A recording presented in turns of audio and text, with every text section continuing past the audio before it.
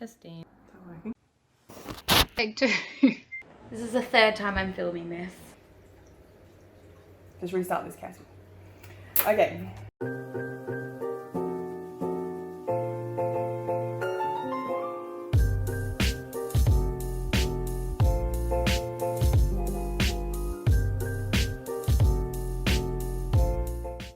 I'm from Quarramup in Western Australia. I'm a final year physiotherapy student from Perth. I'm from Albany. I'm an emergency nurse. I am from the United States, particularly Alabama. I'm from Perth. This is where I've lived for ever. I study medical laboratory science at QUT in Brisbane, and I'm also an assistant in nursing. So I'm a lab technician at Bunbury Senior High School. I live in Rivervale in Perth. I'm a paediatric nurse, and this is BB8. We're from Brisbane in Queensland. I am a tattoo artist. I live in Christchurch in New Zealand. I live in Coorparoo, which is in kind of inner city Brisbane in Queensland, Australia. I've just moved to Adelaide yesterday. We had planned to be in Canada for a while. We had 2-year visas and we'd only been there 6 months. I'm from Perth, Australia. I am a registered nurse. I'm in Brisbane, moved here 4 years ago from Charleville, a Burt girl. I'm from Perth, but at the moment I am living in Kununurra in WA. For this virus, I realised that it was serious when I saw everything that was going on in Italy. When things happened early in China, I was paying attention because I'm interested in infectious disease.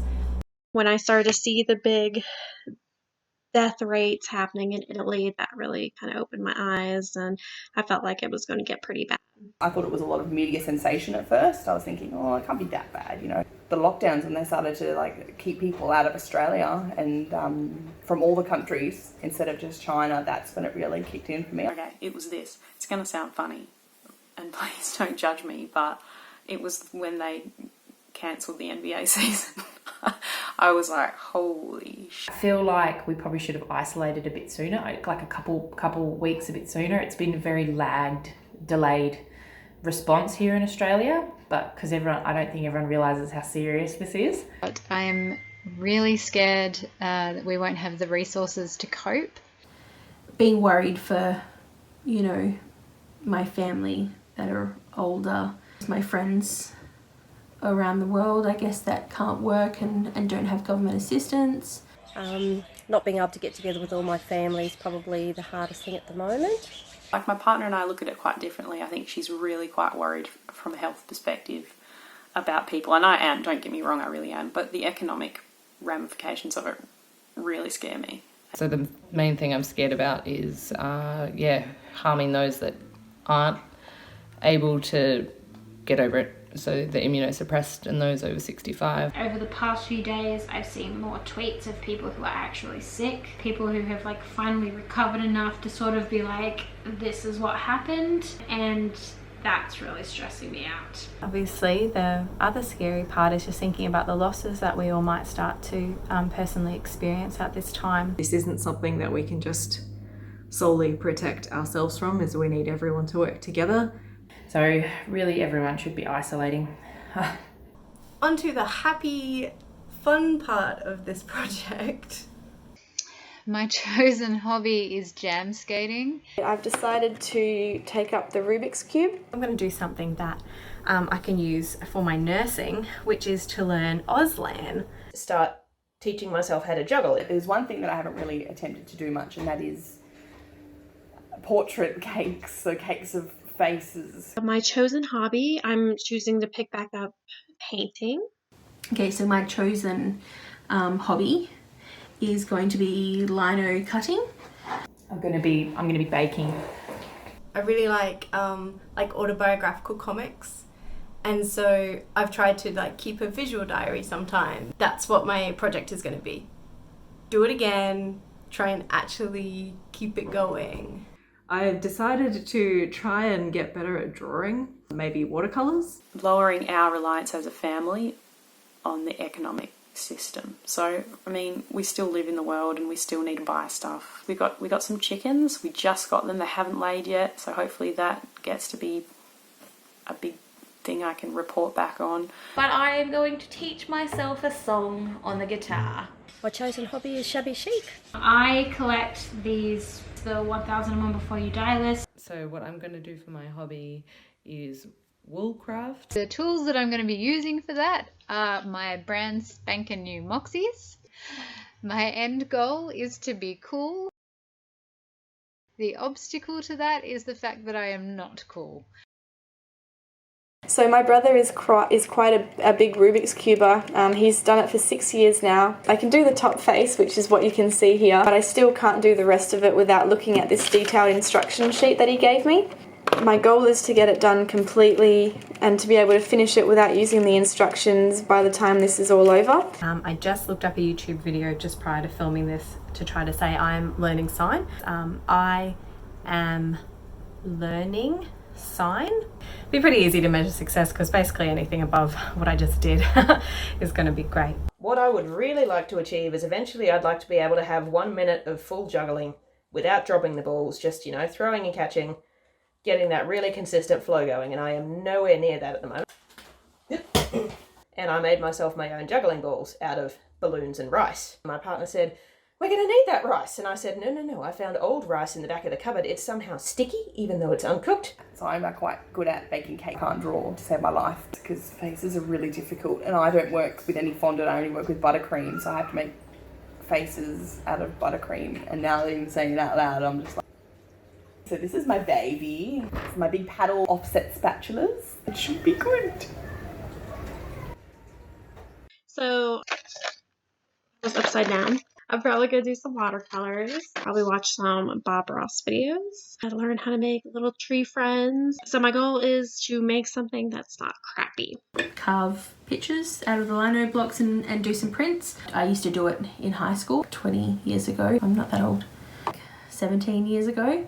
I think they'll probably start out a bit janky and like terrible and a bit messy, and the plan was to get some prints made for Literary, which is a Harry Potter tattoo convention in Chattanooga, Tennessee, which I'm actually supposed to be there today. I just bought this really fairly cheap little box of tools that you need. It's different. Oh, how do they do it in the little pointy one?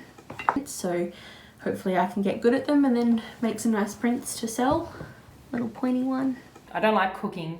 I don't like baking. My dad was a chef, but it was never interested me. I baked some cupcakes with my partner's 2 kids and it was really fun, and I'm really shit at baking, I'm shit at cooking, so I thought that would be a good hobby. I don't have any baking materials here because I'm at work. I grabbed a can of baked beans. I'm gonna bake. I'm gonna be baking. Maybe get better at it, but really just have fun and experiment. I just hope that I don't set the house on fire. So when I've done it before, I've done it in a book on paper, and I think it really like slows me down and limits me. Bloopers kind of thing.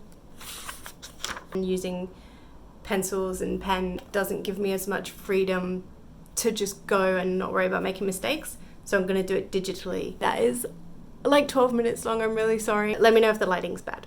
See you next week. Like I'm pretty shit at this, like really shit. So I'm gonna try and draw or watercolor paint things that look like other things. Faces, bowls of fruit, flowers, and that will be my measure of success. Someone can pick it up and be like, oh wow, this really looks like 2 bananas and a bunch of strawberries. What obstacles might arise? It is me. I am the obstacle that may arise. The allure of Netflix doing something else, snacking, 2 bananas and a bunch of strawberries. I've always been a gardener, but I really went ham on it in the last 2 weeks. Ripped the whole thing up. If it's not food or it doesn't help food grow, it's gone. If we're going to be stuck at home, I'm going to work on our food supply. Making an entire meal out of stuff from the garden would be cool. A frittata or something like that. What obstacles would arise? Insects. Insects will arise. And I'm ready for the invasion. If you want me to refilm this whole thing because I look terrible. I ain't no beauty queen. Maybe don't put that in, Cassie, I don't know. My hobby. Now I got given this guitar, my 16th birthday. I will be 31 in June and I cannot play a note. Is it called a note? I don't know. I'm a bit tone deaf and I have short thumbs. No strum and start with some basics like not being tone deaf. Alright, see ya. I love to transform old into new. I have plenty of supplies.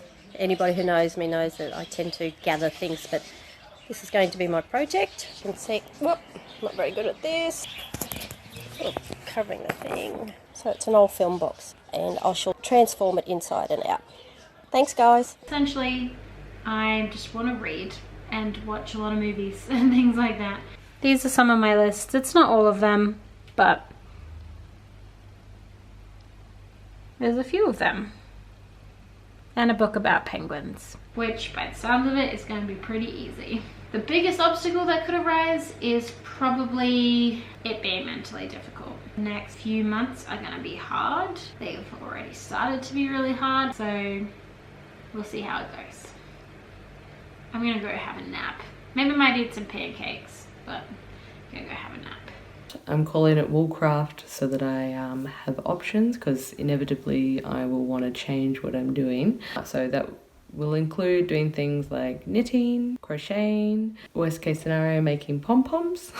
What I also want to do with the Woolcraft stuff is do like a tapestry or like an embroidered sort of picture. Got no idea what the technical terms are for any of this Woolcraft. I would feel good if I could finish this being able to make a picture that you would actually want to hang on your wall and not think was the ugliest thing you'd ever seen.